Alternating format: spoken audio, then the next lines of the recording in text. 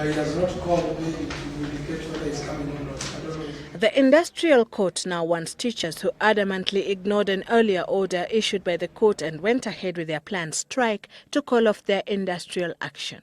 In her ruling, Lady Justice Maureen Onyango directed the teachers to go back to class without victimization, but warned that if they failed to do so, the court would not protect them.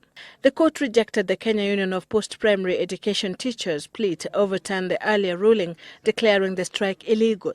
Lady Justice Onyango wants the teachers' unions and the governments to negotiate and resolve the dispute that has paralyzed learning in public schools across the country. The court has done its part, but the strike has not been called off. Today, however, talks continued with officials of the Kenya National Union of Teachers (NUT) engaging their employer, the Teachers Service Commission (TSC). However, sources at the meeting said the two parties did not reach a compromise. NUT wants a 300% pay hike besides payment of allowances contained in a deal signed in 1997. CUPET, on the other hand, are demanding harmonization of teachers' salaries with those of other civil servants alongside a 100% salary increment. But speaking in Kirinyaga County, Finance Minister Njeru Githae said the teachers' demands were unreasonable and the timing of the strike inappropriate. For me, as Minister for Finance, I would not recommend any action where we would borrow money to pay salaries. Money borrowed should be taken to projects, touchable projects that then generate income. CUPET says it has received an invitation from the Parliamentary Committee on Education to appear before it on the 11th of September. The committee also wants TSC and the Ministry of Education officials to be present at the meeting, whose purpose will be to deliberate on the teachers' strike. The standoff between teachers and the government persists even as anxiety is beginning to grip the Kenya National Examination Council, the Parents Association, and candidates sitting the Form 4 and Standard 8 national examinations. The exams begin barely a month from now. Inaanza 4th, tuko na kama 1 month na naonelea kwamba hatuwezi kumaliza 1 month bila kujadiliana ni nini na kwa hivyo tunaomba Mungu hii isiendelee mpaka kufika huko. Lakini ikifika huko huwa pamoja na serikali kuna mpangilio kwa maana hii mtihani lazima ifanywe.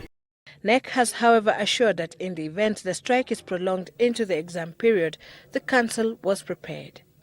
We had a challenge like that one, I think, in 1997, and before the examination, the teachers were back and they managed to manage the examinations. But there will be options. Meanwhile, private schools are also getting anxious over the ongoing strike, which so far has brought to a halt learning in public schools. Government and Ministry of Education should ensure that private schools are not interfered with. Picketing and threats will only hurt the very innocent children.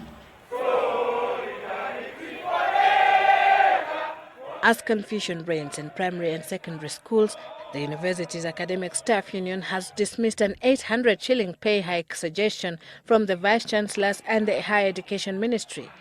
The strike called by WASU and the non-teaching staff union UNTENSU entered day 2. Well, the vice-chancellors are taking 1.3 million home. The rest of the staff, including professors who are not vice-chancellors or principals, continue to get miserable and scandalous pay pegged at 225. Serikali imeamua ya kwamba itawaongezeeni mshahara tu wa 0.5%. The lecturers claim the government is demeaning them and are demanding a pay commensurate to their output at the workplace. It is good that we have started the negotiations. So it means there is opportunity to negotiate to whatever figure we agree.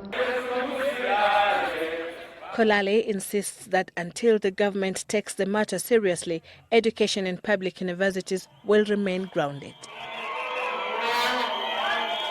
Sylvia Chebet, Citizen Weekend.